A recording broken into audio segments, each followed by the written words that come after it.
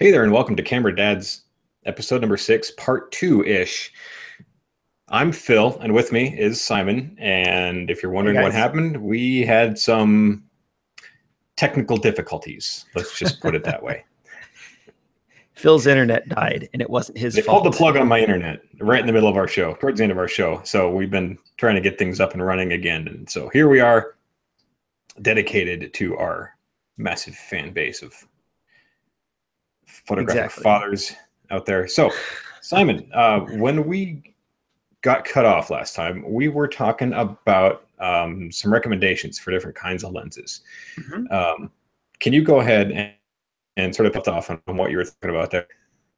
Yeah. So right as we left off, I was about to make a point that my wife sort of made to me as she and I were discussing this topic and some things that that I might want to talk about.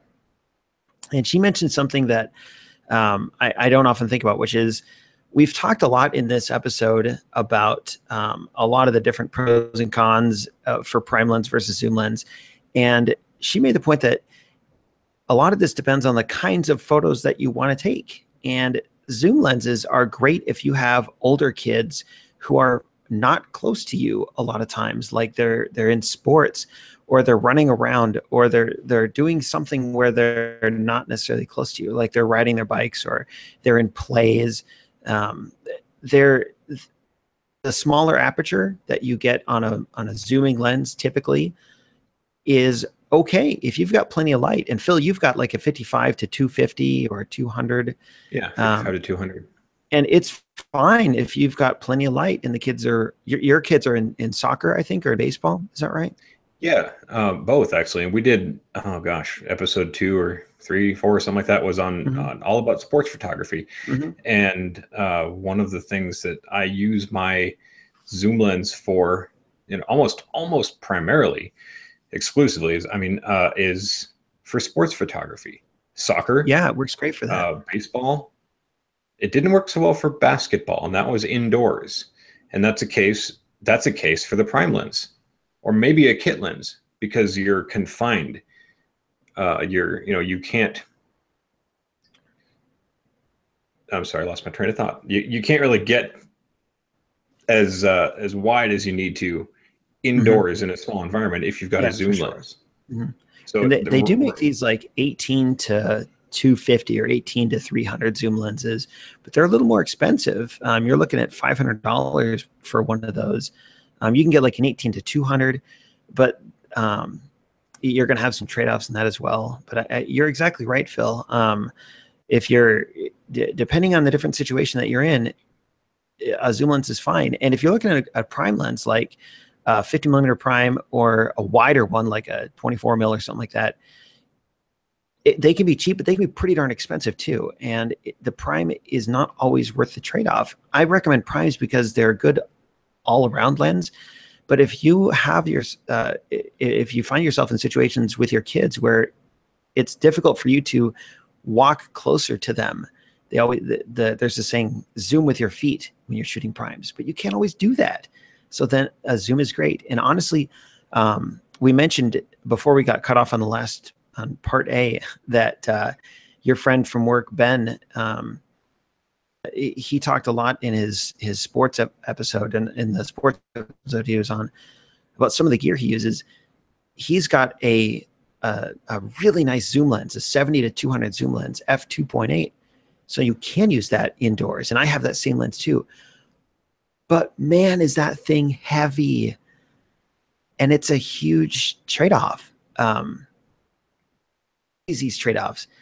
And honestly, if I was to make a recommendation, it's always a 35 millimeter prime. But after that, I think it's a good idea to get yourself a kit lens or one of these like all-in-one 18 to 250 or 55 to 200 zoom lenses. I think there's a lot of use for that. Let me throw a question at you. Hit me. Why does a camera come with a kit lens, 18 to 55?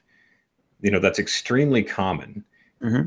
And that lens, is that going to cover the majority of the bases for people getting started? Is that why that lens comes with, as opposed to, even a low end by price? I mean, prime lens, like a 35 or 55 prime?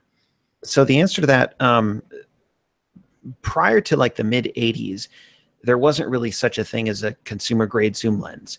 All cameras came with about a 50 millimeter prime lens. And it varied from camera to camera, but you go out and you buy a Nikon F3 or something like that, a film camera, and it would just come with a prime lens. And when zoom lenses started to be a little more practical, especially once autofocus was invented in the late 80s on consumer models, you started to get these zooms where you had this range, like 18 to 55 ish, and people started to be attracted to that simply because you could zoom in and out. And I think they've kind of stuck with that because modern cameras are so good at dealing with the limitations of the smaller aperture that you get in a kit lens. ISOs can be raised much higher today than they could in past years. And that's one way to combat the small aperture is you raise the ISO. Well, that usually ends up with photos with a lot of noise and they look muddy, but not as much anymore. Yeah. Because cameras are so good. So I think the kit lens, the 18 to 55 kit lens, it does a good job covering a variety of situations, but you lose out on that large aperture. And I think a lot of people get a kit lens, they get a camera with a kit lens, and then they get frustrated because their photos aren't transformed the way they thought they might be. Have that smaller aperture. So you don't get this shallow depth of field. You don't get the blurry backgrounds, and you have to use that flash a lot. Yeah, but I can it is vouch for that myself because when I upgraded to a DSLR and it came with the kit lens, let's see, it came with a kit lens and it was a package deal that also came with the 55 to 200. Okay. And that my photos weren't automatically so much better, you know, like the ones you were taking, you being sort of my photographic mentor. They weren't pictures that you would get. And that's because I wasn't using the equipment that you were using. And I talked about earlier on this show how I was very surprised and very happy with how well I did with my kit lens on our vacation. I was too. A couple weeks ago. I thought you did a fantastic job with that kit lens. Thank you. Very happy with the way that turned out. So I definitely still use it. It's not like I put it on a shelf and just exclusively go with the prime unless I'm at a sporting event. You know, I guess it kind of depends on my mood or what's going on. I mean, before actually 2 days ago, we just had my daughter's first birthday. And so I couldn't talk about this on the other show on the first half because it hadn't happened yet. So you planned this all along. Yeah, I pulled the plug just to get this in there. And I haven't gone through those photos yet, but I probably got a couple 100 photos. And I had the prime lens on all day because I didn't want to mess with anything. I knew that I was going to have the good light. I can just get down at her level because she's walking around and, you know, so she's carrying whatever cups and plates and whatever babies are doing. And I just took pictures of everything with that prime lens all day long. And I didn't once think, man, I wish I had my kit lens on here.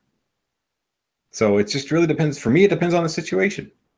And sometimes just the decision I make at the time. Like, all right, I'm going to go on this thing. I'm going to take the prime with me this time.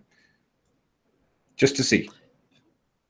Phil, that's a great point. And I think as we kind of close out this whole episode, this 2-part episode, I think that what you just said is sort of a good way to summarize a lot of the things we've been making. Is there is no one answer, and it just sort of depends on the situation and your subject and your goals. And for me, it's getting the experience of using different lenses and different cameras over time. And I think it's good to have a kit lens. It's good to have a prime lens. It's good to have a zooming lens. But what you're saying about knowing what you want to use and knowing when to use it, I think that's really important. And honestly, I think that only comes with a lot of experience. So if someone is looking for a lens to buy right now, I mean, you could get a kit lens, you get a prime lens like we've talked about, but the important thing is to use it no matter what it is. just use it and learn about apertures, learn about shutter speed and ISO. And then over time, you'll find yourself more comfortable with deciding what your next lens should be, or maybe how to use the lens you currently have more effectively. Yeah, I couldn't agree more. I think that's spot on. I credit you for all the wisdom here, Phil. Me too. All right. Do you have anything on what we are going to talk about next time? I do indeed. Our next topic is going to be called the early days. And that's where Phil and I are going to talk about the way we got involved in photography, which, we've sort of mentioned in passing here and there throughout these past several episodes. But there was a time for both of us that we realized that mobile phones, pocket cameras weren't quite cutting it. And we wanted something more because our kids it was sort of our early days of serious digital photography and our kids' early days of life here on Earth. So we're going to talk a little bit about the camera gear that we bought to help us get better pictures. And also talk about the experience of what it was like to document those first few weeks of our kids' lives. So we'll talk about some techniques that we found useful and how our shooting styles changed over the years since our kids have been born. So if you've got a newborn or expecting a newborn, hopefully next podcast will be interesting to you. Excellent. I'm looking forward to that one. Me too. So I'm looking forward to your internet not dying, which was not your fault. Just so our listeners are clear. The internet got shut off for like 1,000 people in Lincoln where you live because of some mess with the ISP. So some bureaucratic corporate takeover of the little guys. That's right. Yeah. So, but we're all good. We're good now. So, all right. Well, thank you, Simon, for, meeting up for this sort of closing. Hey, thank you, Phil. Session here. Yeah. Listeners, you might not realize it, but Phil has so much going on right now between birthdays and visitors from out of town, more visitors from out of town, another set of visitors from out of town, all within like a week.